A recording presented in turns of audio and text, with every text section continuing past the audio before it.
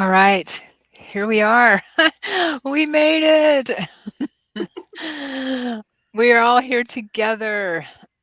So, thank you everyone for being here.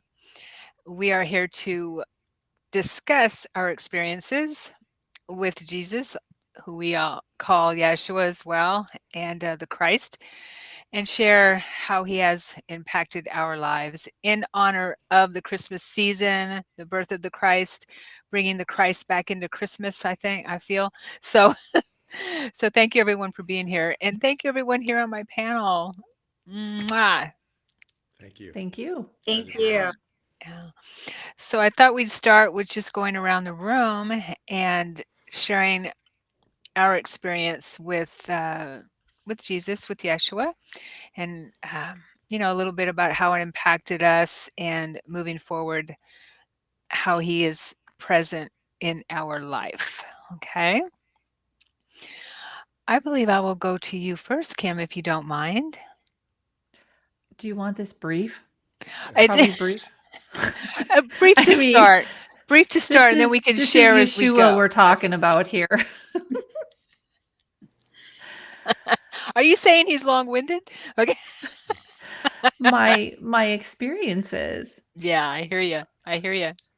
So okay, I'll try to be brief, but and if you want me to expand at all at any part, go ahead. But so I started off in a faith where I was raised knowing Jesus, and so Jesus was my best friend and my savior, and I had a relationship with Jesus through what I was taught by my parents and the church we attended. So it was pretty dogmatic. And as I grew and matured into my 20s and 30s, things weren't lining up for me. And I'd say the biggest thing is a lot of people probably on this channel can relate to this. I am a sensitive, like most of us here. I'm an empath. I'm a super feeler, use whatever term you want. And so the idea of anyone dying and burning in hell because they don't follow a formula of what's been laid out before us, accepting Jesus as their Lord and Savior, just was really difficult for me. Like I could remember many tortured nights over that. And so being a caring person, I was very driven to convert people. So for much of my early life, my agenda was conversion because I couldn't bear the thought of anyone, going to hell, because they didn't have the loving message of Jesus. And so what happened though is I got a job where we weren't allowed to talk politics or religion. A hairstylist. I was a hairstylist at a high-end salon here in Phoenix. And it was the first time in my life when I couldn't do my agenda. So I actually got the opportunity to just listen to people. And it was the most powerful experience for me because I actually got to know people. So before, it was like all about conversion and not literally knowing another human being. So that became very powerful for me. And so when the shackles of Christianity fell through that experience, I didn't know what to do with Jesus. So I had my own lost years, and they were actually, I was liberated, but I was also missing my best friend. I just didn't know what to do with that. And then a friend introduced me to Buddhism. So what makes my story kind of fun is Buddhism brought me back to Jesus. Because as I learned Buddhism, and I'm getting really emotional right now, I'm feeling it. Um, the teachings of Buddha, I was like, this is Jesus' teachings. It's the same thing. And so then I could return to Jesus. But I was able to return to Jesus in this beautiful way as like a best friend and a kindred spirit, I feel like. And so then I had the most amazing experience. Jesus came to me in a vision. Um, I was wide awake for this one, but I was in bed, but I was awake. But as a vision was happening, I knew enough to grab a journal and start writing it because I didn't want to forget anything that was happening. And it lasted 3 hours long. And it was just amazing. I I could feel it was Jesus more than anything. And he took me to Moses, where he basically said that it was like I was part of the scene. And he said that, um, you know, Moses came to Pharaoh and said, "Let my people go." And so Jesus said to me, "You're going to let my people go from their own self imposed slavery." So basically, Jesus was taking me through like what I'm about to do is I'm helping people be set free. And so it was just this really neat experience. And Jesus told me I'm a lot like him. He told me that we have similar personalities, and that's so true. And even my coaching style, I'm like Jesus. I build these one on one relationships with people. I get very deep. I like to hang with the people I'm coaching. I like to, be a part of their lives just as Jesus did. So it's really been kind of neat to see that, come to fruition. So I guess that's kind of it in a nutshell for me. Thank you. Thank you. Yeah, that's a very tiny synopsis, right? Thanks, Kim. Lucho, do you mind going next? Sharing your No, I can do encounter. that. Yes. Yes. I'm new to this scene, I guess. You just posted my part of my story, I think, part one. Um, coming. And I, again, I don't know if you want the short version or the long version, Sharon, but um, I guess I was brought up Catholic and was very involved in the church as an altar boy. And at 15, I kind of went away and went away for about 10 to 12 years.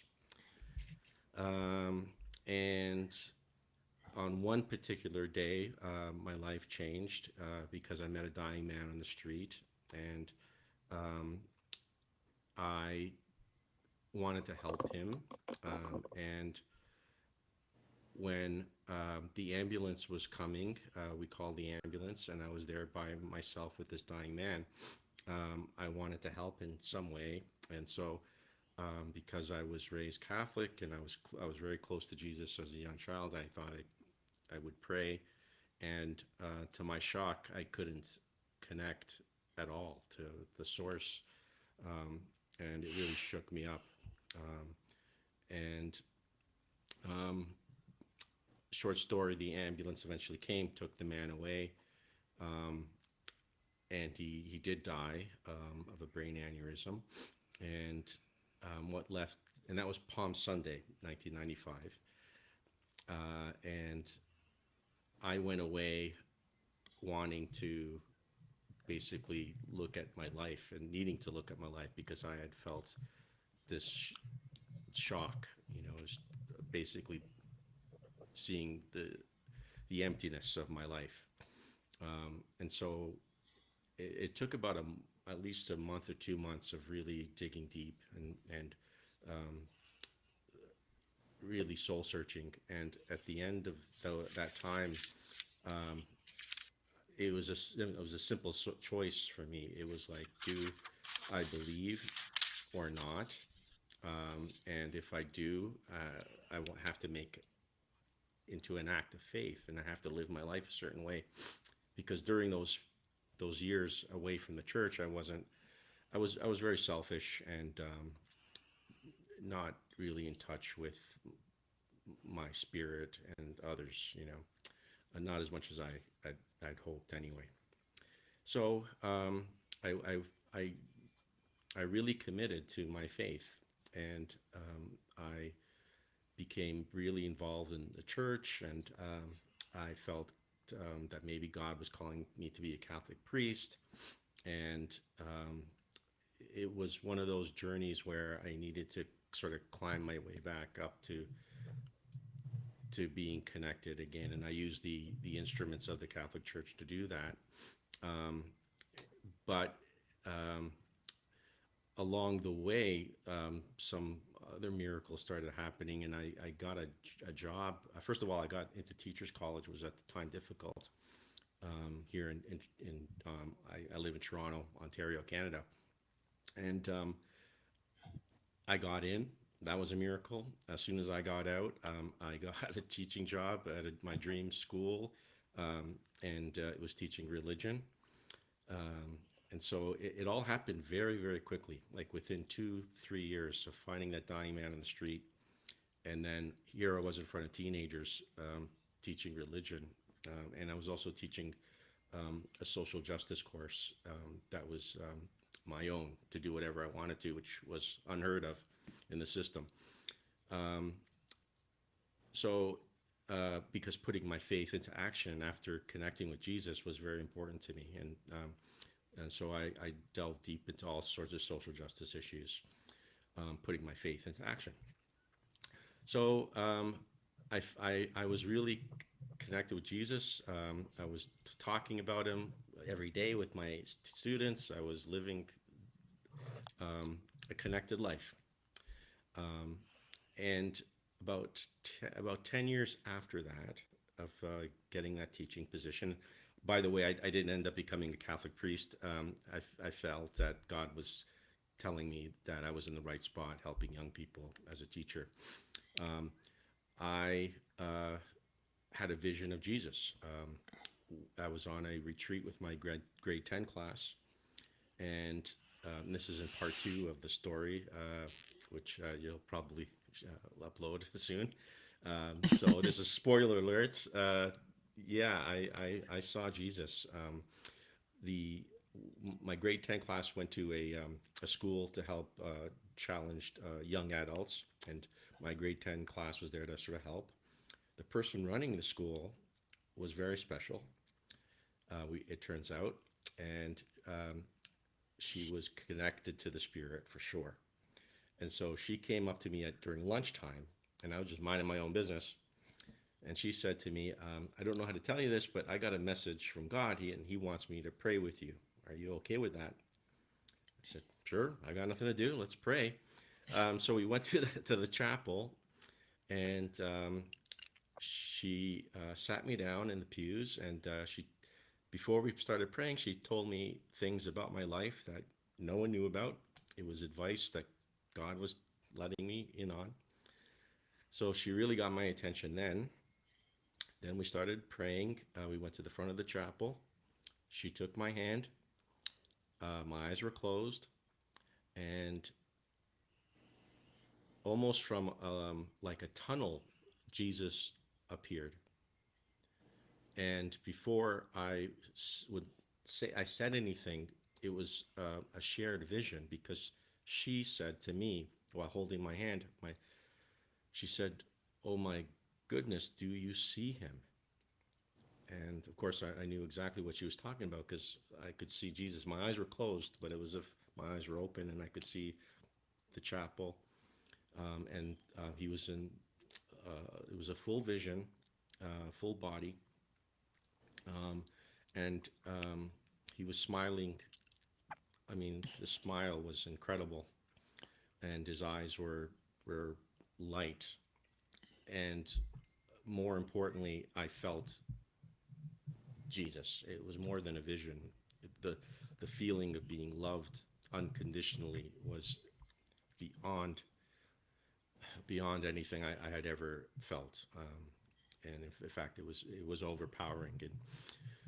And he didn't say anything. I didn't want him to say anything. It was like, and it felt in a way so natural when he was there. It was like coming home, and he just smiled, and I lost track of time. I was crying. I could feel the tears, coming down my face, but my eyes were closed.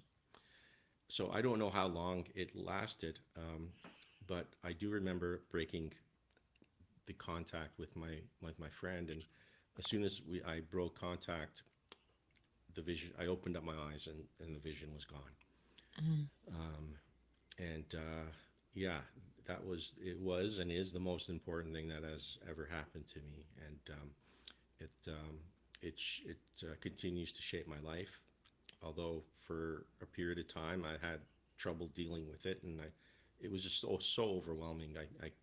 I needed time to sort of let that sink in, and it did take years and years, and it's just kind of sinking in within the last couple of years. I've been taking ownership of it, and telling that story on Sharon's website was the first time I've shared it with the open public. I have talked to my students about it. My family knows, my friends know, but now I'm letting the whole world know. Thank you, Lucho. It's time. Yes, it's time. Awesome. Thank you. Christina, do you mind going next? Sure, I'll go next. Can you hear me okay? Yes, Okay, good. loud and clear. Well, thank you so much for inviting me onto this panel tonight. I'm truly honored. I'm trying to put together a short synopsis for you. So I guess I'll start with I was raised in a Catholic environment, and I completely rejected the religion. I didn't pay attention. I checked out in church. I just was not a practicing Catholic. And I actually made up this view by what I was taught and whatever I was doing in my mind that Jesus was perfect and that I would never actually be able to attain what he has attained. And mix that with an addiction that started when I was 5 years old with an eating disorder into alcoholism and drug addiction. I overdosed in 2012, and a couple of days after I overdosed, I was home. I came to in a psych ward actually, and I had a friend. She was a channel. She came in from Texas and she did a session with me. And I don't remember what was said or what we even did. But I did see in front of me Jesus, Buddha, and Mary. And I was trying. That was the first time. So after I saw those 3 images, I came out of this whatever space, and it was the first time that I looked at my friend and that I admitted that I had a problem and that I couldn't drink. So I'd been told by my treatment team 5 years earlier, I'd been trying. I had lots of feedback that I had a problem, but it was after I saw Jesus, Buddha, and Mary that the words came out of my mouth and I felt it. So around that time, I did put 90 days together at that time, but I also was introduced to a community that studies A Course in Miracles. And as soon as I opened the book, it's scribed. So it's a channeled piece of work, and Helen was channeling Jesus, and I could just feel it. I honestly could not understand the words. Like, I'll just say the wording was very, very difficult for me, but I could feel it. I could feel it to be true. And what it did for me, which I shared on your podcast, was like, it took everything that I had learned about Jesus, which wasn't much, right? It was all stuff I had made up in my head. During that time when I was a kid, even though I didn't embrace the religion or really feel like it was true, if I was scared, I would call on Jesus. Like, that's all I knew. So when I opened the Course in Miracles, it was like this big combination of what I had learned, what I had felt to be true, and then the words, just the entire book. I don't know if you guys have opened it, but it is all truth. And that was 10 years ago. Well, no, that was actually in 2012. So that was a little bit longer ago. But because of the course communities, I always say Jesus led me to sobriety. So I started going to the Course in Miracle communities, and a lot of people in these rooms of the Course in Miracles that were studying it were also in 12-step, and they were sober. And so it was through this work that I started to ask questions from other people who were sober. And about 3 to 4 months before I actually got sober, I I started praying. So the course led me to Jesus. Jesus led me to praying. I started praying. I asked God, I said, can you disrupt my life enough to stop this pattern? Because I couldn't stop no matter what. I tried, and I tried everything. And so that in a nutshell is pretty much my story. 10 years later, I just celebrated 10 years sober 2 weeks ago on December Congratulations. 7th. And this whole time, Jesus has been a huge, huge part of it. I read the course, I do the lessons, I talk to him all day long, every day. I recorded another podcast episode this morning about Jesus. I invite people into my podcast and we talk about Jesus. And yeah, and what I really, what has really shifted for me, and you said this in your story when I interviewed you, Sharon, it's like there is nothing I can do that will take away his love for me. There's nothing you can do that will take away his love from you. And he is a man. He was a man. So everything he has been able to accomplish, that is actually available to us too. We can have that connection. Just like, and that has been the huge game changer for me. Yeah. Beautiful. Thank you, Christina. And congratulations again. Thank you. Yeah, that's huge. Miracles are real. Well, you had it in you for sure. Yeah. Sable, my dear, do you mind going next, please?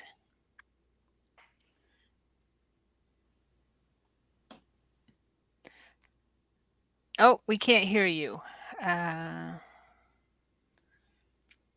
we should have checked your audio.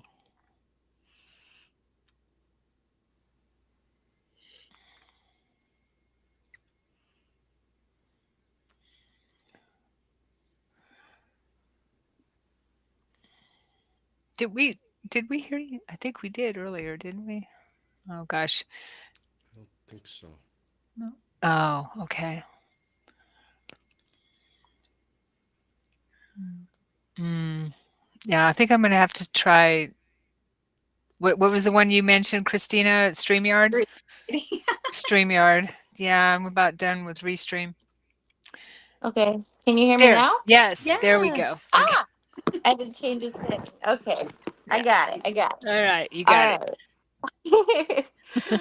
Okay. So just listening to all of your stories, I'm just like, man, where do I even start? There's so much. Oh my gosh. So growing up, I basically was non-denominational. I had no religion I followed. I just would go to church on the big holidays like Easter and Chris and like after sometimes during the Christmas season when I was on break and stuff. But it was very rare.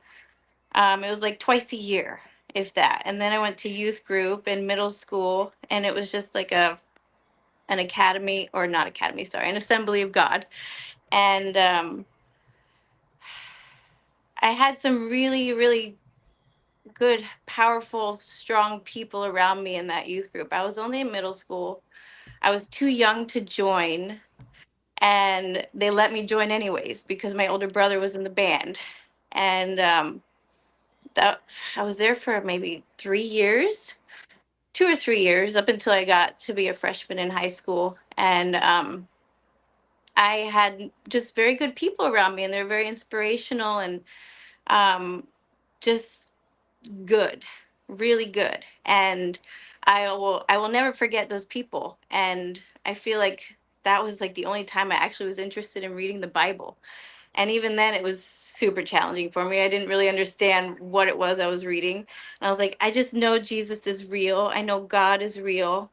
And I didn't ever doubt it for a second that Jesus wasn't real. Like I felt like I knew him. And gosh, sorry, my heart is like pounding. I'm Yeah. so excited to be here. Thank you.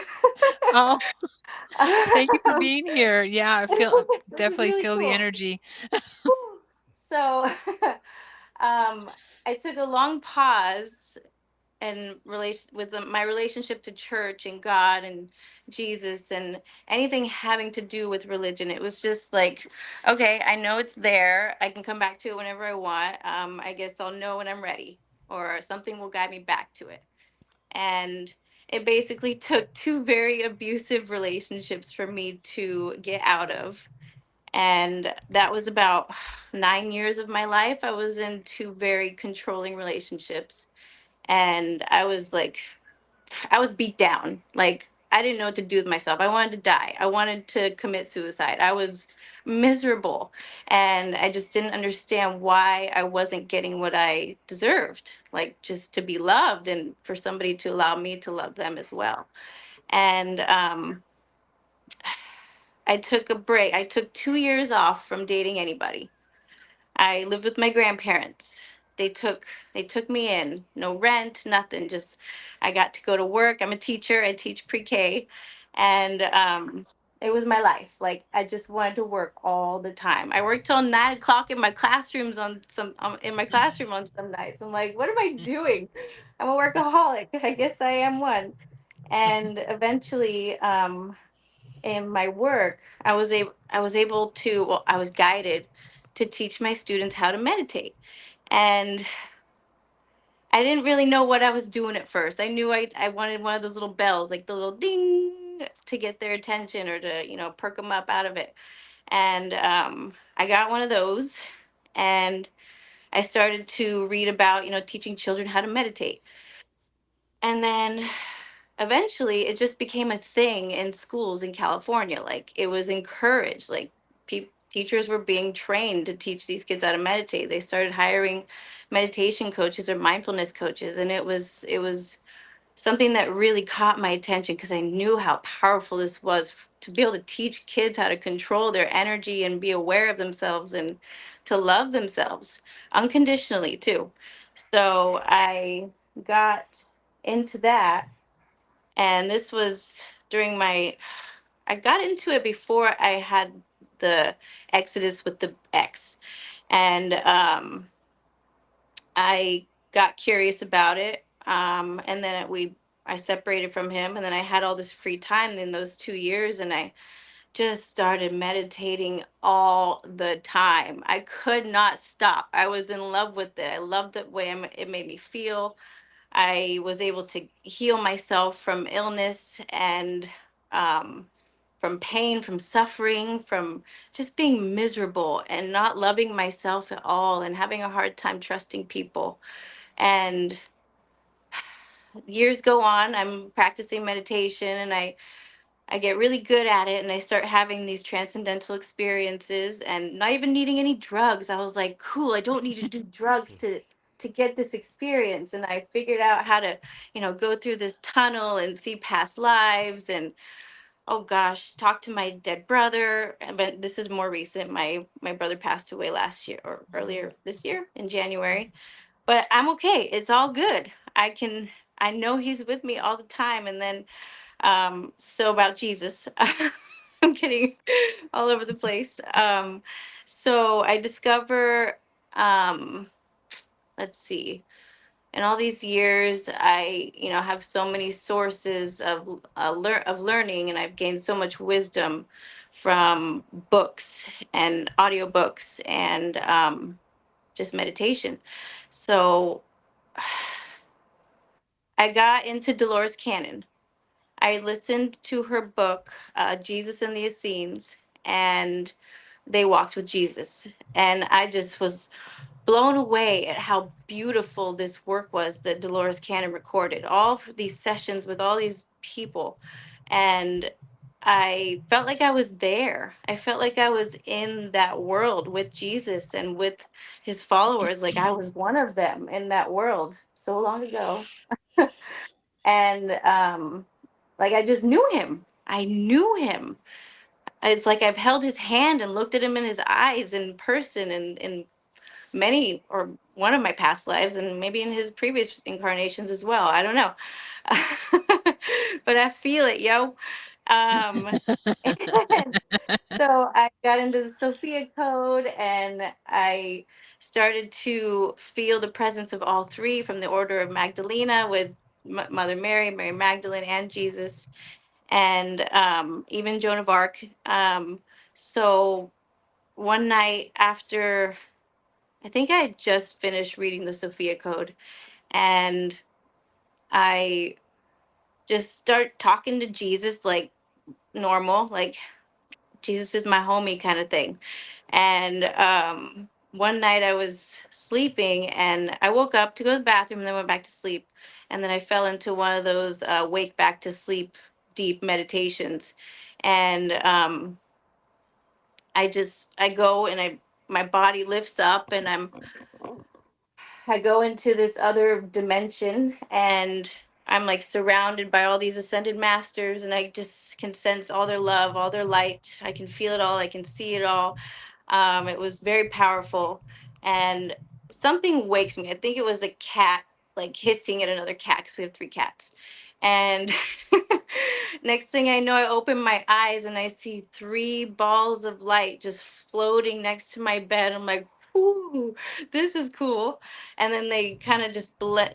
They're floating, and then they kind of blend into one, and then they just explode. And I was like, what was that? That was Jesus, Mother Mary, and Mary Magdalene, like in that space with me. And I knew it. I saw them. I felt their love, but I was also distracted by my cats. That was really powerful for me. Let's see. I think I've gone on long enough. So that's one of my most recent ones, but there's others. I've I just he's my You're homie. you're I love that. He is, isn't he? Thank you, Yep. Sable. That's Of amazing. course. Thank you. That's You're awesome, welcome. yeah. He is our homie. Okay, I'll share a little bit about, my experiences with Yeshua, and I know people here in the studio may already know it, some in the audience, but, okay, I was like most of us here on the panel. I think all of us were raised. I was raised Catholic. Didn't resonate with the judgy part of it and the controlling part of it and that kind of thing. Although I was when we lived with my grandmother, we went to church every morning, every day, except for Saturday. Saturday was the only day we didn't go to church, and I've said this before where I felt really bad because I would make my grandmother chase me around the house to get me to go to church with her because I did not want to go. And and so I wasn't really down with that, not feeling connected. I didn't feel connected to the saints and to Jesus, even though, like in here, know, I knew in my heart and my soul that there was something more about him that we weren't talking about, that it wasn't what was being portrayed. And I knew that somebody powerful was probably watching out for me because I probably should have died a long time ago, considering the choices I made in life. So, so I'm like, all right, well, that made sense later.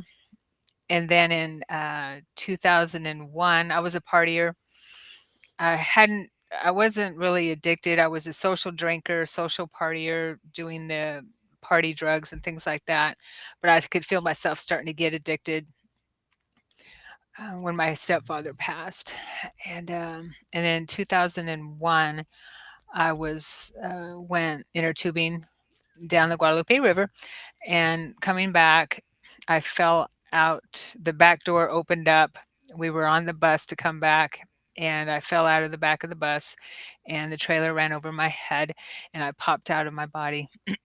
And I was met by my stepfather, and also saw this beautiful sun-like light, this portal where a being came out of it, and I recognized him as Yeshua right away. I recognized him, and I flew to him, and like I think it was Kim and Christina said, all of us here. Oh, I know him, and I missed you. I missed him so bad. I knew him, and I just needed to be with him again. And I flew to him, and he held me. whew, uh, I don't know how long he held me, but it was enough to heal my body, and I merged in his light and his love, and he took me on a journey. Afterwards, when I came back to this, he told me it wasn't my time, to shorten the story. Um, when I came back and was became aware of him again, which took a little while, I made a commitment to be in meditation with him every night at 9 o'clock, and he helped me remember that I had an NDE, or as a child, I had a near death experience earlier, which I didn't remember most of my childhood. Um, and so he helped me remember what was going on in my childhood, which caused me not to remember and to heal from that. And when I had that NDE, he was there. I would say as well, but no, first. But at that point, it was different because I was very, very happy to see him, of course, but it wasn't like I missed him so bad because I had just left him. And I do believe that he was with me. And Angela, who was going to be here tonight but couldn't make it, shared her story on my channel where he was there pre-birth and in between lives, helping her choose her this life, and so that she could come back to the planet to help heal her last life, and he was there with her. So I do believe that he was with me in between lives, or in between our lifetimes. So I had this understanding when I was with him that he helped me uh, choose this life. And he said, you don't have to go to back. He said, you don't have to go back. He said, my child, you've suffered enough. You don't have to go back. And I said, but I want to, because I'm not finished. And I need to go back and finish whatever I need to do. And he graciously allowed that. So he has been my everything ever since I remembered him in 2000, around 2002, after my NDE, when the memories started coming back for me, which were very profound at the time. I understood why it took me a while to remember it, because there was so much love and so much light and so much to remember. He took me to another world to explore. And so he's been my everything ever since, and he's with me. He's during that time when he was working with me, I woke up a couple times, to about a handful of times, um, where he was in my room with me. Yeah. And helping me, having conversation with him. At one point, we were dancing in the room. Another point, he was sitting on the edge of the bed and we were having a conversation. I just wake up in the middle of that experience. So I know that he's always with me. And Christina, I also was uh, led to A Course in Miracles during that time, and I had it next to me on my nightstand. And that, because I didn't really understand it 20 years ago either. And I'm like, which, long before you read it, but I thought, okay, I put it on my nightstand. Maybe I'll absorb all the teachings. So I feel like, okay, this is how I'm going to read it, by absorbing it. I do that too. Yeah, which I feel like I did. I did end up reading it about 15 years later, but it was just way, way um, too deep for me. But I knew that I felt it as well, that it was from him. And now Way of Mastery is where I'm feeling his teachings as well, or his energy. And I feel him every moment. All I have to do is tune in. And he was so present with me then, helped me heal. It was amazing. I had to go through my stuff. He didn't keep me from walking through the shadows that I needed to walk through, but he was there with me. There was many times where I felt his presence, his arms around me, while I was going through some really, really tough shadows. I was dealing with some really heavy stuff, and he was there with me. So that's a little bit about my encounter with Yeshua. Um, let's talk about how he is present for us in our lives now. I know we shared a little bit about that, or whatever you want to talk about. If you want to add anything to your story, um, I I'll start a little bit here, but I feel like we are, and let me know what we'll go around the room and let me know what you feel about this. I feel like he's, I've been getting this a lot with clients and talking to people that we are basically the second coming. Okay. And bringing the teachings that he brought onto the planet 2000 years ago, that it's the time, we're at the end of an age. Yeah. And so we are mm, the expressions of what he taught us 2000 years ago. And so we are that part of him. Does that make sense? Am I making any sense? Please chime in here. Okay. Kim, would you like to go first? Yeah, I would agree with you on that. I just feel like the light is just getting brighter and brighter, and so that means the shadows are being seen. So I know that a lot of people can kind of get caught up in the worry and the franticness of it, but I've just really, whenever I hear of the darkness in the world, I just know that means the light is shining bright in order for the darkness to be seen. And that really helps me get through it. Um, I would say what just to kind of share what's hard for me, most hard for me is physical pain. And knowing what Jesus went through does help me. And I can kind of commiserate with Jesus and know that he knows what it feels like. And I know he's got such great compassion for us. And I forget which one had the story. Maybe it was what you just said, Sharon. But one of you talked about it was painful when you did. I think it was you, Sharon. It was painful when you returned, but you just knew Jesus was there with you. Mm-hmm. And um, I think that that's maybe a lot of people can relate to that. I'm kind of coaching someone right now that her stories of childhood are so horrific, and she's in a space right now of just kind of seeing the unfairness of all of that.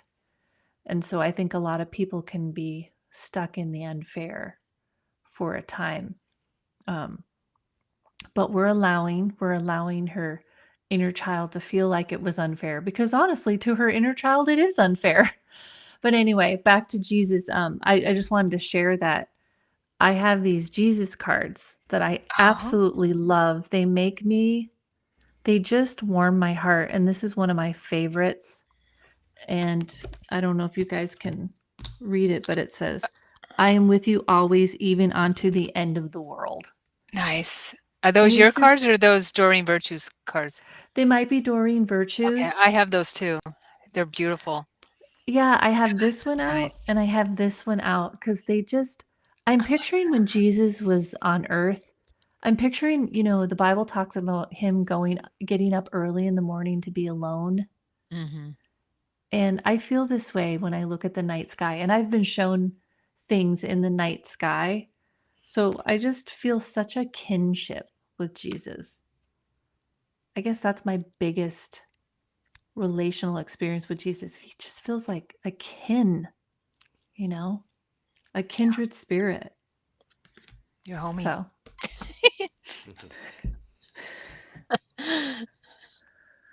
Who would like to go next with the discussion on if we are the? I can go around the room unless someone wants to chime in.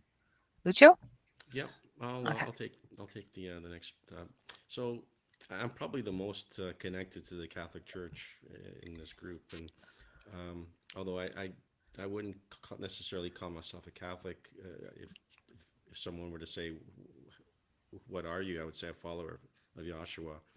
Um, I mention this because I think technology is so important to this awakening that you're saying, the second coming, Mm-hmm. because for centuries, literally millennia, the church has had a monopoly on information. Um, and um, and if it wasn't for the internet, frankly, I mean, I would not have been open to this other material, other ways. So it's definitely something that I've has benefited me, and I think it's benefiting all of us. And we're connect. I know it was difficult to connect at the beginning of this session, but when technology works, it is a miracle, and it brings us all millions and millions of people together. And it's how I found you, Sharon, and through Next Level Soul, and it's and you could feel I could feel that so many people waking up, and I'm just on that journey myself, and we're yeah, we're lighting up. We're lighting up the world. Yeah. Yeah. I love that. Thanks, Lucio. Definitely. Christina, would you like to go next? Sure. Yeah, I agree with Lucio about technology. I think technology is making information more easily accessible, as well as, I mean, look at all of us. Like, we're all a part of it, right? Like, I have a podcast, you have a podcast, like, we've all interviewed each other. So, the conversations, like, now we're able to have these conversations, but also deliver them to all of our audiences at the same time. So, I definitely believe that technology has a part in that. But really, what I see, it's like, I think Kim mentioned earlier about Buddha and how Jesus's teachings were similar to that. It's like Jesus is just one teacher of love. Really, there's so many people that, the way I see it with my clients, with my own journey, it's like we really do want God. We really do want that connection to source. We really do want that peace. And it's like that desire is causing, us to seek for it. And when you ask, you shall receive. So here we are, all wanting the same thing, that connection with God, that connection with source, the connection to each other, right? We want to be reunited with Jesus, which we never actually left. But Right. that's Right. the illusion, right? And so together, collectively, we're awakening. And the way I see it, and I only have 4 decades behind me, so that's not much time, but from my experience, the way I see it is that together we're wanting more, and so we're sharing more. And because we're sharing our experiences, we're creating more space, and together and individually we're expanding. And Jesus's teachings, we're learning as humans that love is the way, that forgiveness is the way, and that judging doesn't actually work to feel connected or to feel peaceful. And so, because we're having experiences of feeling loved, of being able to forgive and give love, we're collectively expanding as Yeah. well. Yeah. Awesome. Thank you, Christina. Say, what would you like to share? Okay. Can you hear me?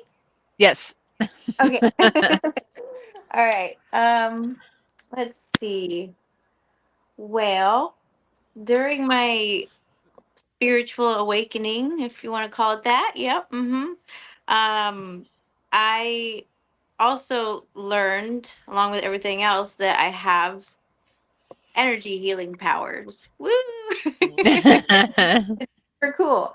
So I started to meditate a lot with crystals, and I started to, put intentions into the crystals, and ask them to help, you know, and put their power inside me. That's what I asked them to do. And I started to feel my palms heat up and vibrate and lift up out of my body. And it was just so powerful. And when I had that feeling within me, within my hands and within my heart, I knew that Jesus was putting his hands on my hands and powering me up. And so not only Jesus, but both Mother Mary and Mary Magdalene, I have felt them lift me up and like give me an energetic massage in my meditations. And I'm like, oh, this is awesome. Wow. It felt so good.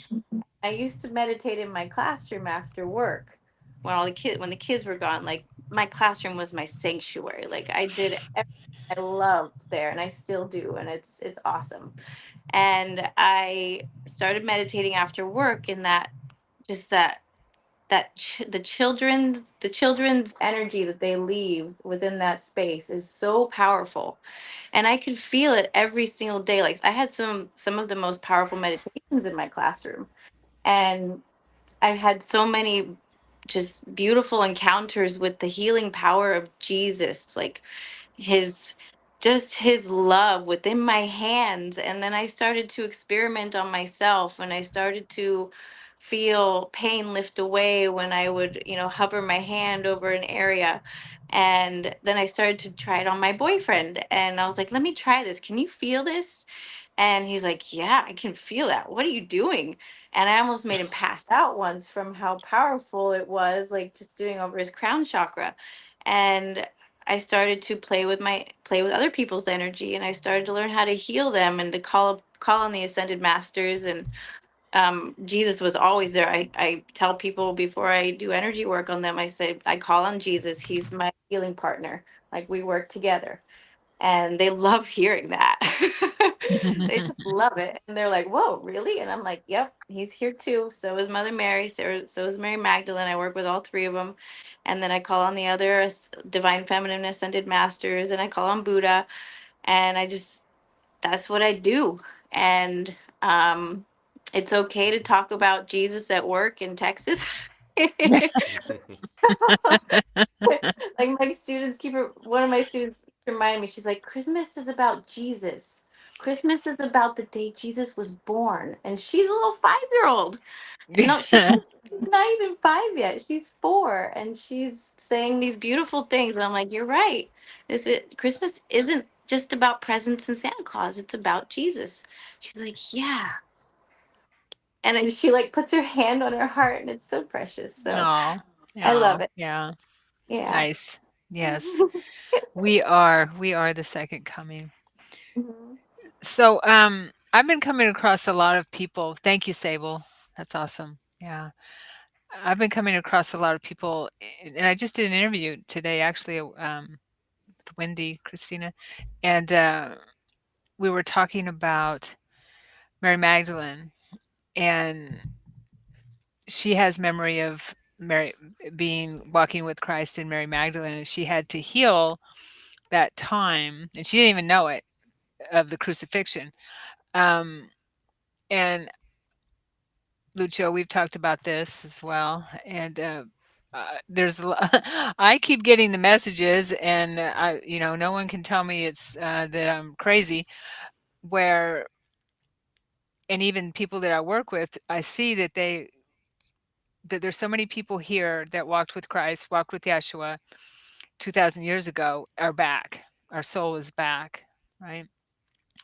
Um, and I do believe that we are here to heal that, because when you think about it, that's been really anchored in us, the crucifixion, that part of the Christian teachings or the Catholic teachings or whatever, that were um, that Yeshua died for our sins and things like that, and that we're the way I see it, we're taught to feel guilty about that type of thing, and we have that in our memory anchored within us, and this is time to heal it. So many people I've been working with, we get taken back to,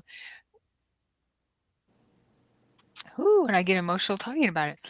Whew, and I know this is something he had to help me heal with 20 years ago. The pain of the crucifixion, the pain of it. Yeah. Being there with him. What are your thoughts on that? Anyone want to say anything about that? I'll talk, Sharon. Sure. Sure. Christina? Um, Yeah, I think that so when I hear stuff about the crucifixion and what we were taught or what I was taught when I was a kid is that he sacrificed for our sins. And the Course in Miracles, the Way of Mastery, they do talk about how sin is not real. And it is Jesus telling us that that's not what that was about. And what I do love about the workings is that it teaches us how to correct. So instead of the Course in Miracles, instead of using sin, it talks about mistakes or errors, and that we're all here to atone and so correct those errors. So really, in the bigger picture, the way that I interpret, the way that I feel is true is that we have created a belief about the crucifixion, and the belief isn't even true. And so we're here to actually correct that error, that wrong thinking or that mistaken thinking. And then that way we can see you're not a sinner, I'm not a sinner, nobody's a sinner, we're all just love. And that, I believe, is the healing that we're here to Yeah. I just want to Nice. add to that. So that was the crucifixion was a big part of the vision I had with Jesus. And again, the teachings of Buddha really connected with me. And what basically I had come to that place where I didn't know what to do with the crucifixion as well. But then, just it was shown to me that Jesus said, take up your cross and follow me. And with the Buddhist teachings, I suddenly knew what Jesus meant. Jesus literally meant be forgiveness. Like forgiveness is a state of being. It's not like sitting at the foot of the cross like I did with for many years in my religion. It's like being forgiveness, being love, being unconditional love. And that's what Jesus was, and he died on the cross because they didn't like his message. They had to kill him. They didn't want to lose their power. I mean, it's kind of the truth. Right. So he died for truth. And as he's on the cross, he says, forgive them for they know not what they do. I mean, to me, like the whole message is all right there. Even the people that spit on him, it's like he was forgiveness toward them. And that's what saves the world. That's what raises consciousness, is being forgiveness. It's Beautiful. kind of interesting in a world where it's filled with cancel culture. I mean, that's the opposite of Jesus' message. Yeah. No one's canceled. No one. Right. And I also feel too, I'll just add like because I'm a relational soul coach, and I I see people give up on each other in relationships too. And it's one of my favorite things is when I have someone come to me that says they're done. And I said, well, let's just put that on within their relationship. I said, let's just put that on the shelf for a minute and let's you and I work together.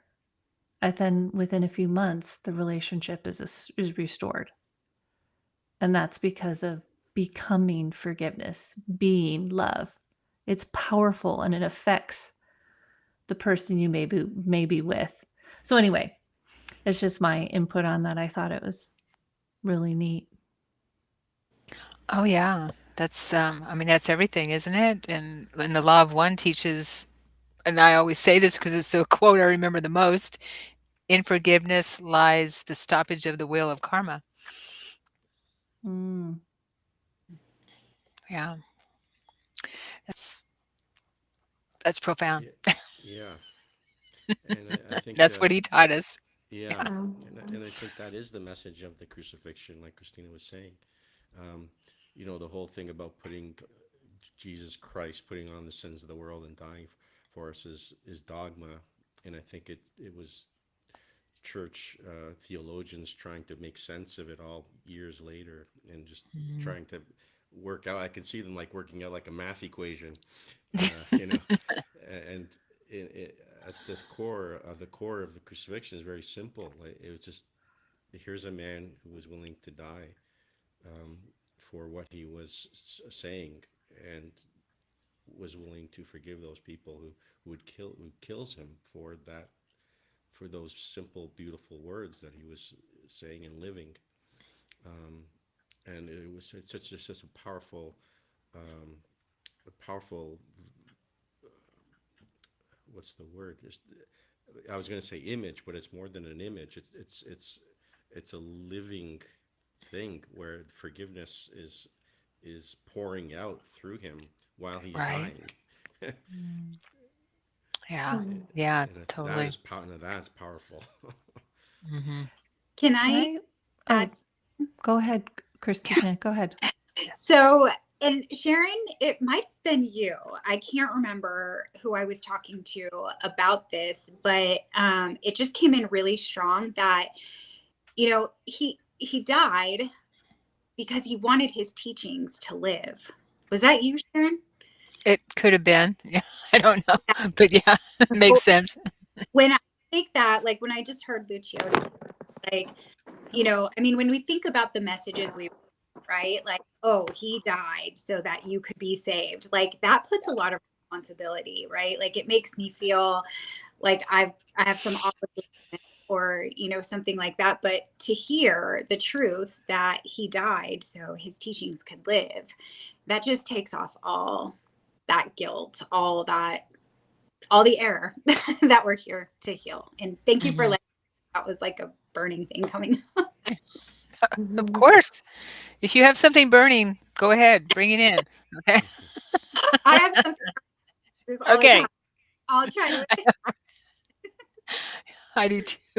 I Kim, think you were going what's to say something? Hmm. Yeah, I think it's interesting too, when you're helping someone heal from trauma and even my own trauma, the whole idea of telling someone that's been massively traumatized and abused that they're a sinner Yeah. is Mhm. that also never resonated.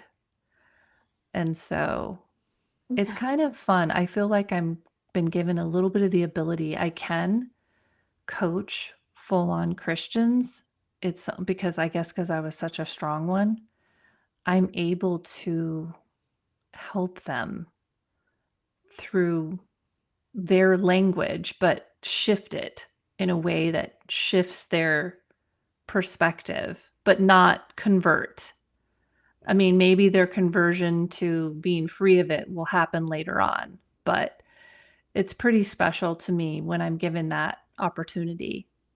I wanted to mention, Lucio, I kept getting like that you're Paul, the Paul, apostle. really? I did, and I almost got this really deep emotional feeling when I just said it out loud. I wasn't sure if I should say it, but I was like, I got it pretty instantly when we started, and I feel emotional about it right now. Wow. Wow. Cool. Yeah. Yeah, I'm opening up that part of my life, and with Sharon, and so it's all kind of new to me, but it's something I'm looking into. Yeah.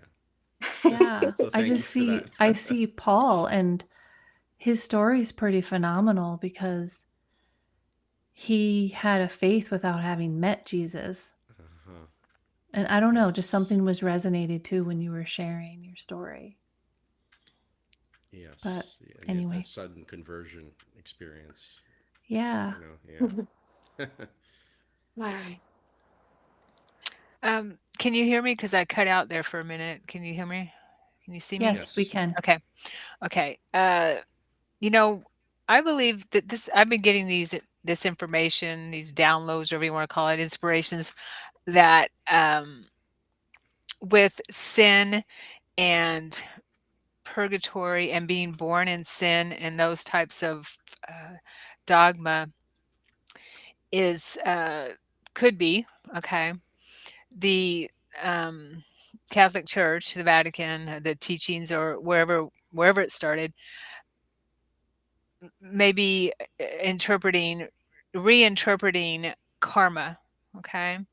Or karmic programming or karmic patterns that we bring forward. Being born in sin, I got the intuitive information that what this, what perhaps these teacher or these clergy or whoever decided to call it that is actually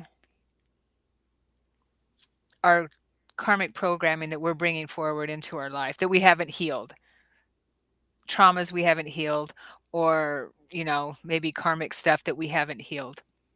And I believe that they may have turned it around to make it sound like, make it to be sin instead of that we don't come into a life with a clean slate. Does that make sense?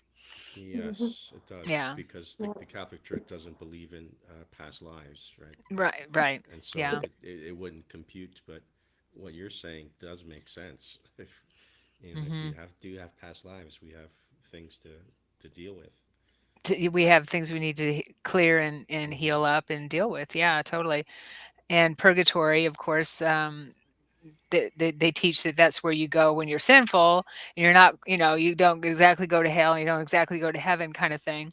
But that could be the earth plane where we get stuck. And because we haven't moved in, because I do spirit rescue. And Kim, do you do spirit rescue as well? I um, don't. okay, where But it's you funny know you say that. I feel like I channeled someone today for the first, I don't know. For me, it seemed like the first time that is still on the earth plane. okay, yeah. So spirit rescue is helping, and it's the same as soul retrieval, basically, a personality that's still stuck on the earth plane. And so helping someone or a personality that's still on the earth plane move into the higher planes, into the heavenly realms, rather than still being stuck on the earth plane with their attention on the earth plane, makes sense for me. Would be what they're talking about is purgatory.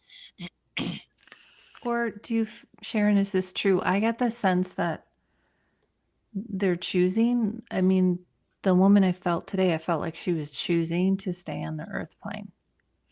Uh, Yeah, yeah, I do believe it's a choice, especially if they're sticking around to help family or something. But Yeah. I do believe they can help better from the higher planes. They may not Okay. know that, Okay. but yeah, because if they're newly departed, it's not unusual. What I understand for someone to stay around to maybe help their family or in that way. Okay. Yeah, depends on the soul for sure. But that's how I understand it.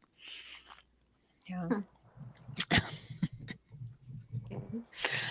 If anyone has any questions in the that's watching us, thank you for watching. If you have any questions or want to add anything to our conversation, feel free.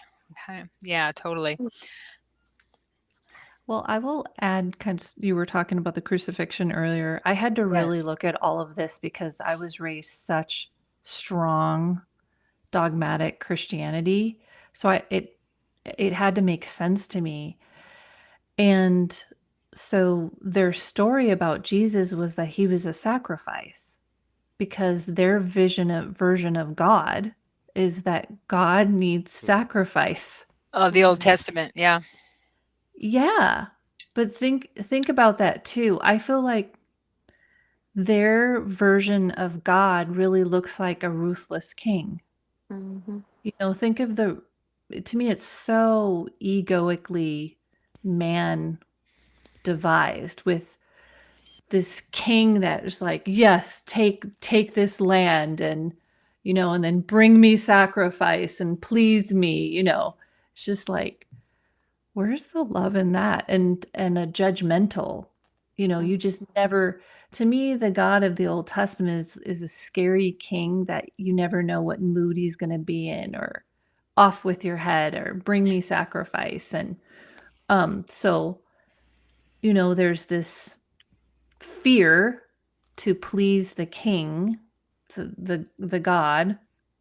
And then so their idea was like, well, Jesus was the sacrifice for us. So it just followed in line with that. From Yes. the beginning of time, actually, to the Adam and Eve, they sinned. And so, Mhm. yeah. Yeah, it's that equation, the mathematical equation that I was talking about. Yeah. It's very soothing to have the numbers fit, and I have to teach this to my students, Oh, and so yeah. I do this every year, and um, it's this infinite sin that we've caused that needs um, to be satiated, and we can't pay the debt because we're not infinite. So we have this God man who comes and who is God, therefore he can pay the infinite debt, but he's also a man who is representing humanity. So therefore the debt is paid. Mm, So it's so nice, so neat, but yeah. it's just I it find, doesn't in a way doesn't oh feel man, right in a oh, way. No, it doesn't make sense when you sit down when you start becoming aware. Um, wait a minute. Yeah, when you start waking up.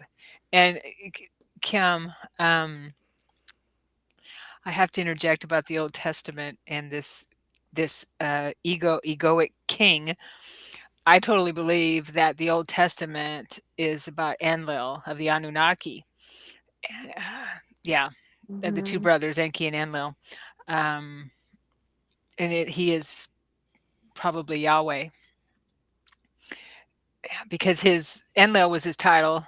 What I understand, what I've learned in studying our galactic history, our true history, that well, what I consider our true history from my memories and understanding, his name is I don't even want to say his name, but anyway, it's not Enlil, but Enlil, I believe totally was the the God of the Old Testament because that's who he was. Mm. And Hmm. it's weird too. I mean, maybe you guys can speak on this too, or Lucio. Maybe I was watching Next Level Soul and I hadn't really thought about this aspect before. No, it was Billy Carson. Mm. Oh I yeah. love him.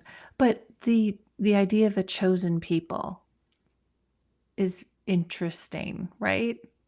These are my chosen people. It's like, the God Yeah, of the universe would have chosen people. Mhm. You know what I mean? Yeah. Let's talk about The Chosen. Speaking of the chosen oh people, yes, who's watching The Chosen? yes I am. I've Yeah, seen it, yeah, yeah. twice, three times maybe. I'm on my fifth time. Okay.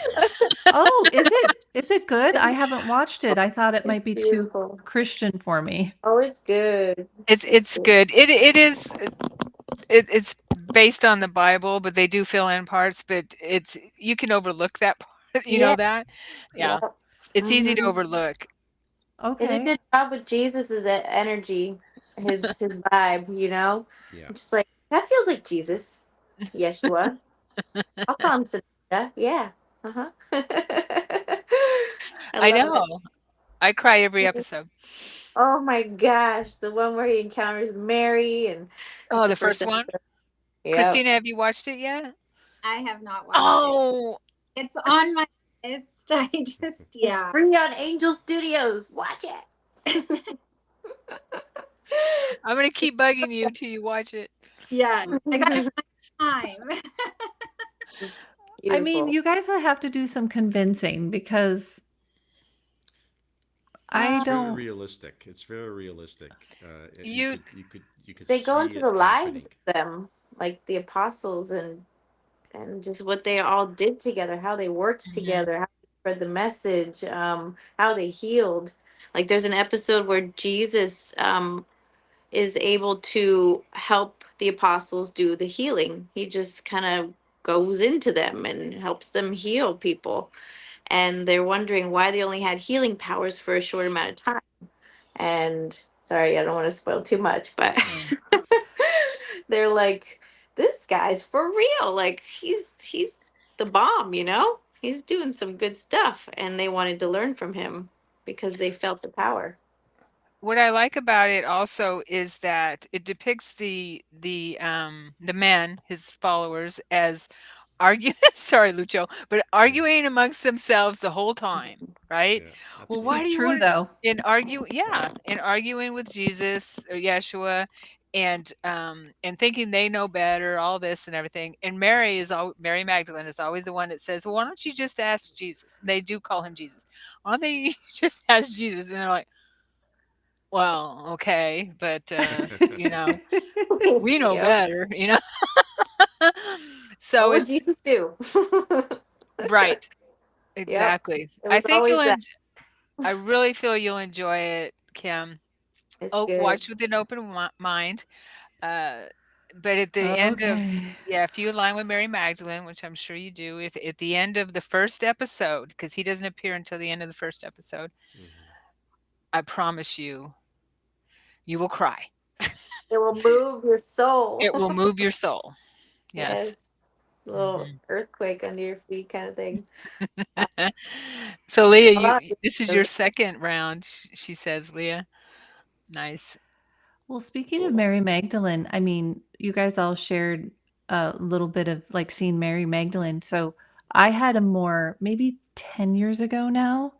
Um, my coach at the time was leading me through an inner child exercise. And um, I was bringing someone with me to go visit the past. And all of a sudden it was like, Mary, you're bringing Mary. And it was weird because I had done a lot of healing and I thought I was doing great, but something was still there and brewing within me. This is prior to the appointment. And I was spending a lot of time in meditation and journaling. And I was like, why am I still waking up in so much pain? And, I was still kind of like, why? I thought I had done all this healing. And anyway, so it just flew out of me in the moment. And it was one of my most amazing experiences is I felt hopeless and defeated, and Mary came and she held me and she said, I'm stepping up for you the way Jesus stepped up for me. Mm. And it was just like she just held me and rocked me. And I mean, so she's just so precious to me. Yeah. Mm. Yeah. Um, I think you'll really enjoy it. I will say that I also resisted watching it, The Chosen, because a friend of mine told me you have to watch The Chosen. This was a year and a half ago, 2 years when it first started coming out, I guess. And I'm like, yeah, whatever. I haven't seen anything that I feel depicts Yeshua the way I really like, the way I experience him. Everyone experiences him in their own way. That's what's so amazing about him. And so really didn't have any idea of watching it. And that morning, I had a vision as I'm waking up, and I looked down in the vision, in that half asleep, half awake when you're coming up the hypnagogic state. And I look down and I see that I'm walking across some grass on a pathway, and I look down and I see I'm wearing leather sandals, and I'm wearing a tunic. Yeah, like halfway down my thigh, my legs, my calf. And I'm like, well, this is weird. What is this? And I'm just walking like that. And I see myself wearing this beige colored tunic. And then I'm back here. That night, I sat down to watch something at the end of the night. I'll just watch something. And The Chosen came up on, where it says, we suggest this, right? And I thought, all right, well, I guess I'll put it on. He's Yasha was wearing leather sandals and that same color tunic. Yeah. And I just when I watch it, I just feel like I'm at home there with him. And so Hmm. many synchronicities started happening as I was watching it. I started Huh. having visions about the next show and what was going to happen in the next show. Yeah. Sable Cool. sent me a text that confirmed something that I was looking at, and I did a podcast or a episode on the chronovisor and the photos of Yeshua, and she sent me a text as I was looking at the crown of thorns, at that same time. There were so many synchronicities that started happening. That's I was cool. thinking about Mary Magdalene. I got a text from someone I don't know that said, "Does this phone belong to Mary?" I'm like, "Okay." There were so many things that were happening. Like, Wow. And this is when you How started fun. watching. yes. I had some weird stuff happen to me while I was watching it too. That's why I wanted to watch it again. I was like, I just Sure. love this show. And so Yeah. many great things going on in your life when you're watching it and you want to tell people about it. Like, have you seen The Chosen? Watch The Chosen. It's magical. Yeah. My sister gets sick of me talking about it whenever we talk. Oh man. Well, you are It's great. convincing me, and I just kind of feel like it's sort of the age again. Like, Jesus came in and preached this powerful message, and here we are. Like it's feeling very parallel. I know So what it it makes is. sense to me. What? So in The Chosen, it is very, very, very apparent that Jesus is trying, he wants to get the message out to the people that we are the second coming. That it's not some, God big up in the sky like you were talking about, Kim. And he wants people to know that they are the second coming, like God is within, like the kingdom of Mhm. heaven is here. And it was very powerful in that sense. Mm, And I was like, there's something about this show that people need to see. They need to see this huh. this portrayal of him. So yeah. The Okay. Yeah. actor does an amazing job. You just feel his energy. He is definitely channeling. He's a Yeah. Jesus Yeah, love for sure. Mhm. yeah, I agree. Mm, Yeah, Yep. for me, it's the setting as well. It's so realistic. I I can really see how it all was happening in that environment, um, and the message just flowing out and into the countryside, um, and I just keep thinking, well, Jesus had appeared in this time or 100 years ago or 500. It just wouldn't have worked. It's just that was the perfect setting, for Mhm. his message, and um, it just makes sense to me, and it's I don't know, it feels comfortable. I don't know if that mm, someone said it's, yeah, someone Mhm. said something similar to that. I think that it just feels Yeah. right I feel at home when I'm watching it. at home. Yeah. Mhm. Mhm. mm, Mhm. Before Definitely. that, I was looking for everything Jesus I could find, like everything, because I wanted to just Hmm. learn about him from every angle, every way a story's been told, and figure it out for myself. Be guided to the truth. So it's a big part of that for me, being guided to the truth. It's good stuff, Christina. Mhm. It's really good stuff. I want to. I mean, I'm listening to you guys. I'm like, okay, I'm going to start watching it tonight. Like, my intention. We'll see if it unravels that way. But the desire's definitely there. I'm really excited. Yay. Nice, nice. Yeah. Yeah. Mm. Especially if you were raised, Kim, like you said, in a very doctrinal and orthodox way. Um, it, it, Jesus sometimes seems fantastical, if you get that, like it's just other word, like but with this, how they do it in the Chosen, like I said, it feels very real. Like you could see how Jesus was able to do what he did, and how the stories developed, and the apostles, the disciples are so realistic and so human and so flawed. Um, mm. and the Romans are depicted in a very accurate way. I mean, it's all so perfect. Mm, Yeah. okay. Yeah. So it Hmm. makes it seem so real. I mean, we all know Yeshua existed, but there's so many people who think, no way.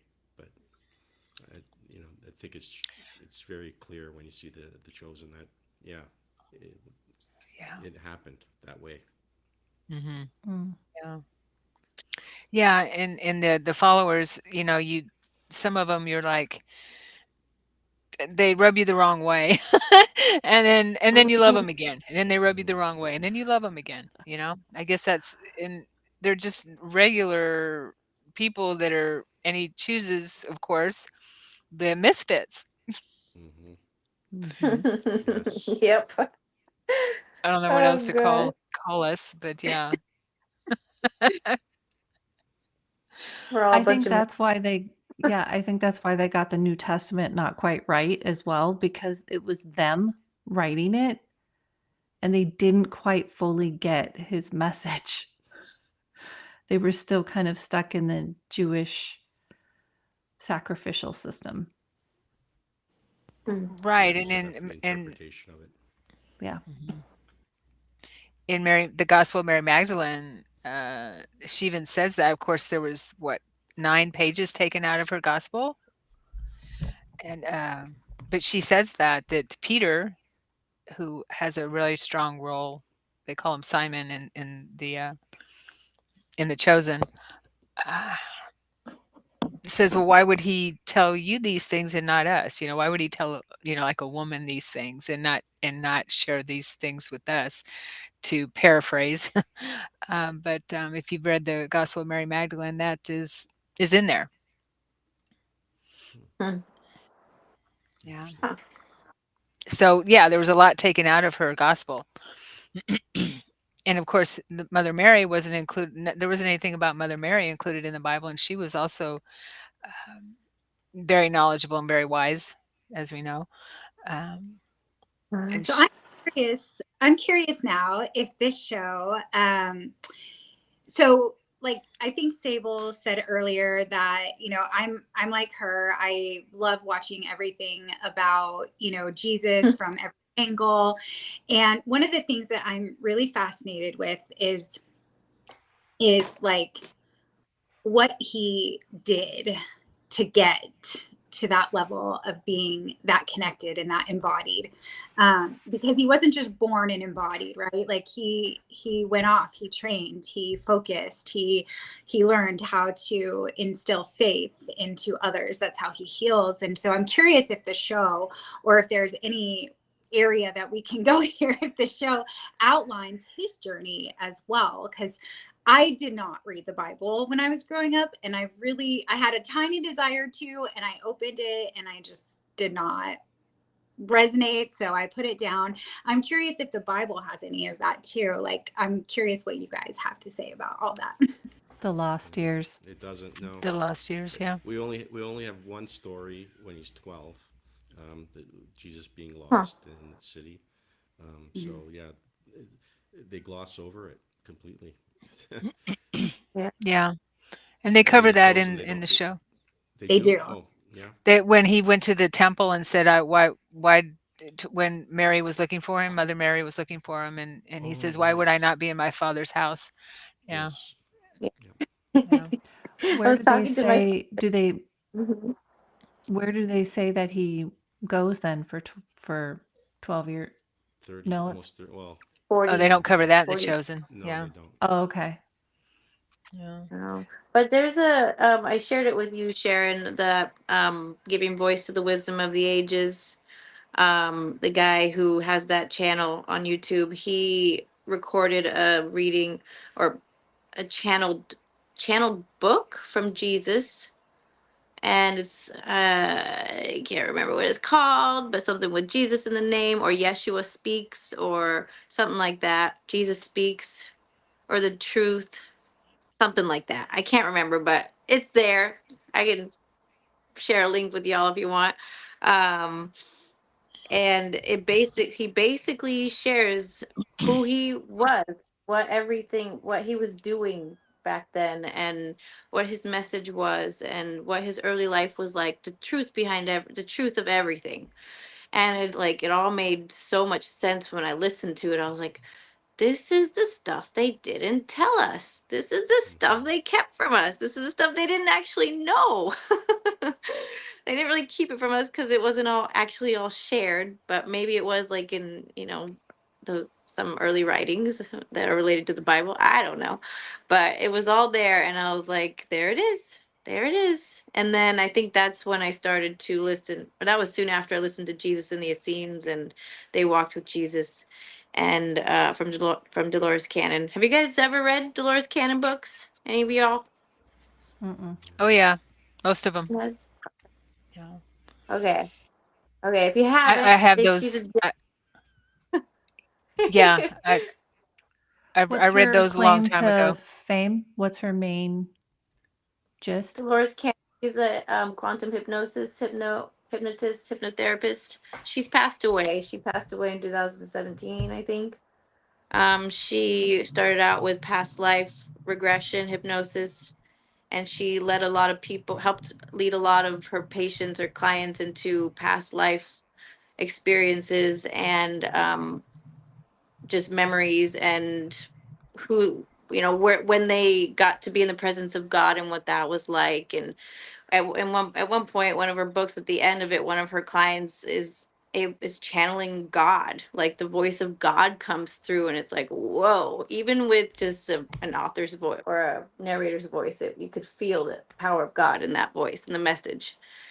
And Dolores Cannon she did a lot of great work. I'll tell you that right now. Helped me open up to the universe. So, yes, She actually developed everything. the QHHT method.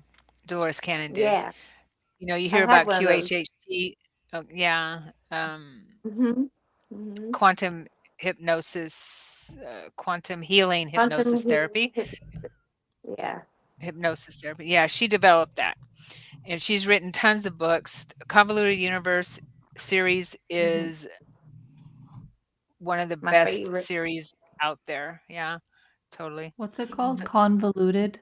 the Convoluted The Universe. convoluted. Yeah. Yeah. Sounds fascinating. Oh, they're beautiful Yeah. books. Ugh, Yeah, ugh. good stuff. Good stuff. It's all information coming from her clients that she, as she's working with them, because she started out as a past life hypnotherapist back in the 60s. And then she Mhm. developed, and then she these her clients started coming through with channeled information and higher frequency information. And what she was talking to Nostradamus, she was talking to people that walked with Yeshua. She was talking to extraterrestrials that came onto the planet many millennia ago in star crash and star something, but lots and lots of stuff. And yeah, it's the cutting edge of disclosure for our galactic history. Dolores Yep. Cannon is the pioneer in that for sure. Hmm. So cool. Yeah, yeah, it's good stuff, Right. definitely. I was going to Yep. mention And Christina. also, Oh, oh, go ahead. You go. Go ahead, I'm trying Christina. to um get back to something you were saying, Christina. So tell me if this is helpful or not. Um, so Jesus spoke in parables, Mhm. and I just, from my vision, again, I had that feeling that he was basically, Jesus is explaining how we're similar, me personally, the way I am. I'm a teacher type of coach, and Jesus was a teacher, and how he had to, he had to sort of contort the message into parables for his audience. Mhm. And that's another way that I relate to him, is just like I'm able to kind of do that. Like I'm able to help the message of love, I guess. I'll explain it, healing and love, and Yeah. adapt it to the way that person can receive it. Yeah. Thank you for Yeah. that. What I understand, and I've interviewed several people on my podcast that have past life memories or NDEs or other things like that. And yeah, he was, the way of mastery also talks, he shares in the way of mastery, like how he gives us exercises and he shares his experience in those exercises, how he would sit with an object and like just kind of contemplate the Mm. relationship of, how that object came into creation. And so I'm fascinated by those things, but I'm also fascinated with, how he, he could zone in on what that person had faith in. And that's how he helped them, because it was a belief that they could already um, connect to, or that they already resonated with. So there's a few stories. There's a couple of them swimming in my head right now, but I did do a couple of interviews, and some of these stories have come out in those interviews, and they're really, really beautiful. So, and yeah, the parables too, the storytelling, like he has a real sense of humor. I like Mm-hmm.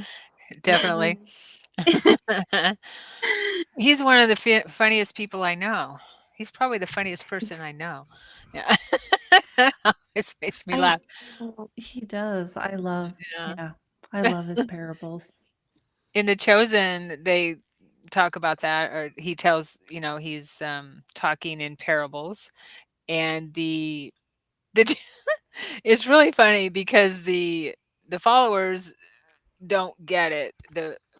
They even look at each other like, Hmm. I'm Especially not Matthew, following you, especially Matthew. because he's autistic. It's a Yep. great Yep. spin on who possibly Matthew could have been. I mean, I love that. I never would have Uh-huh. Me guessed, but too. it makes sense He was that he like would one of my could be autistic. favorites. Yeah. And Yep. and of course, autistic people, they can't understand in metaphor, a lot of them. Right. So he's having Hmm. difficulty. It's beautiful. It is, and he gets frustrated because he doesn't understand metaphor, and so, Yeah, yeah. yeah, and the Poor way Right. Matthew. my favorite scene is one of my favorites is when he calls Matthew to follow him. Hmm. Yeah, Yeah, me too. Me too. totally. I love Yeah. how he called them to follow him. Like he was so subtle about it, but so matter of fact. Like, you're coming with me. You want to come? Okay, let's go. Yep. Are you ready? Are you ready? So cool. Yeah. Mhm. So someone Mhm. see here, we put this up. Hidden fact: the real Jesus, Yeshua, most likely had dreadlocks and had much darker skin than the images of the white version ordained by the Vatican to look at. Like, I do a show on this. Yeah, Lucho, you saw it, right? With the chronovisor. That Yes. yeah, that the time travel image, which I Hmm. believe is a true image. That's There's a I haven't smoky seen image. anything to prove it's not. Yeah, there's some energy coming off of that image. Oof. Yeah, yeah, totally. And yeah, you can see that the church probably um, depicted those photographs in paintings to make him look pure more Anglo. Yeah. Yeah. Mm. Well, I don't remember too many details of when I saw him, but he did look darker. Like that, I do remember. Hmm. And he looked a bit older, and he had more lines on his face than I would have assumed. Um, so that's my experience. Yeah. But just Ooh, smiling, right? Smiling all the time. Smiling, smiling, always smiling. smiling, and with his eyes, you could definitely feel that. Yeah, when I saw him, he was darker. He wasn't. He didn't have dreadlocks, but he No. did have hair about down to here, Hmm. and his skin was dark, darker, tanned. Hmm. Yeah, a tanned look. But um, he, I believe that he also reflects us in some way. Yes, I think so. Yeah, Hmm. yeah. What do you mean by that? By what we feel comfortable with, or what Mm. we are. Yeah, what we are maybe projecting as well, because he doesn't. He I don't believe that he's not going to appear to us exactly. I feel for me exactly maybe as he was in the body, because he's not in a body anymore. He's Hmm. Mhm. coming in light and in well, he did feel he was very physical with me, but he's in his more perfected form. Oh, there's an echo.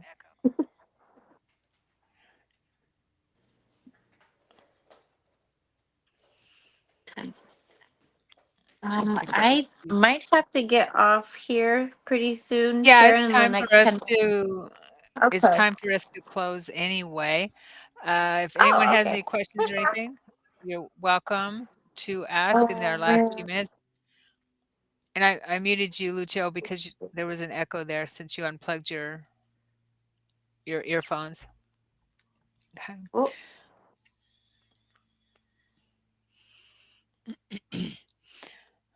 Okay. So, anyone have any last comments they'd like to share before we close?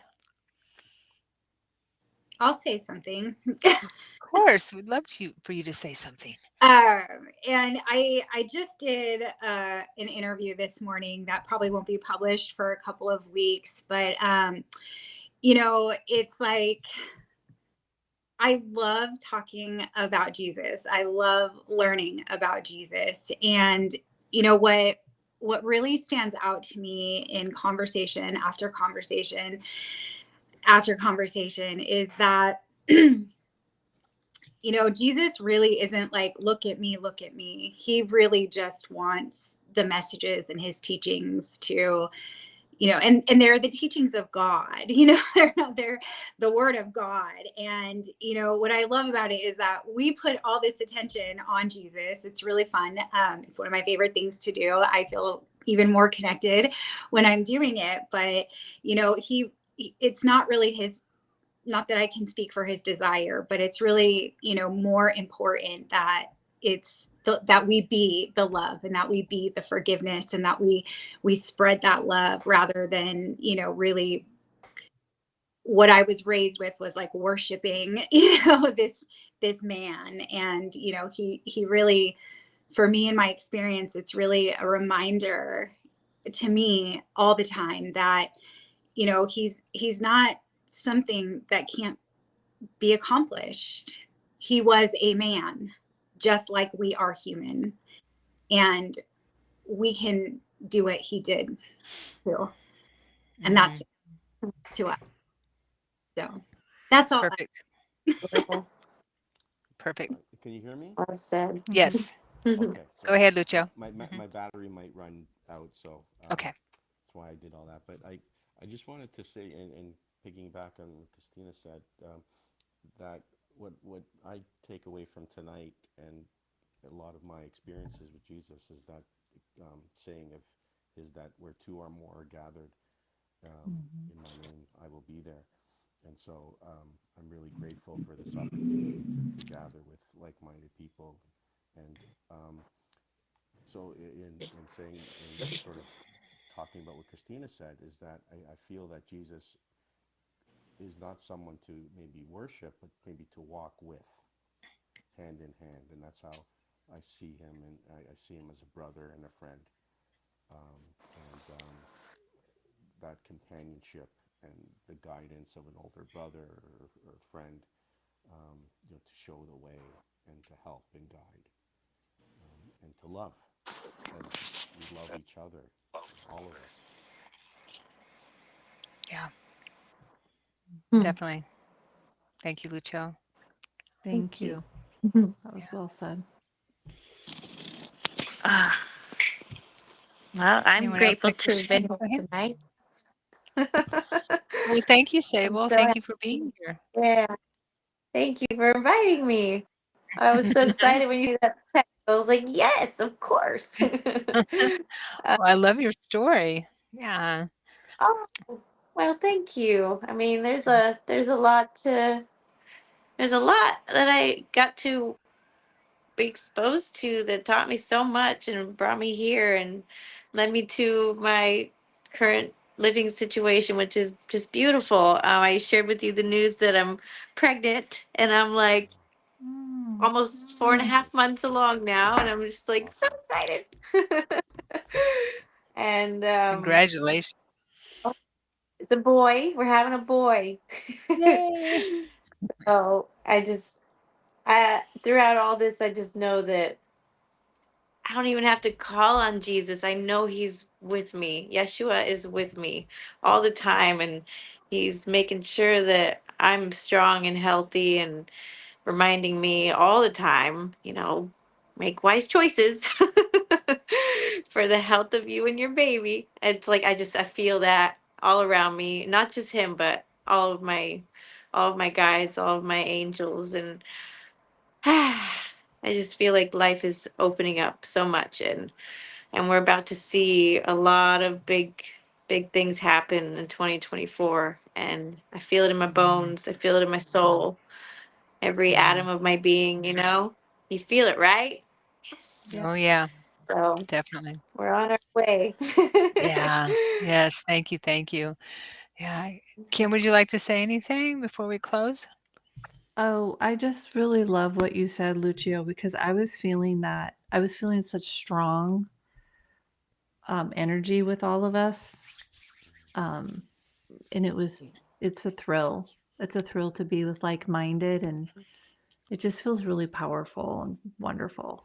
So I Yeah. feel really blessed. Thank you, Sharon, for inviting me and being a part of such cool people. Of course. Of course. Thank you for being here. You're the coolest.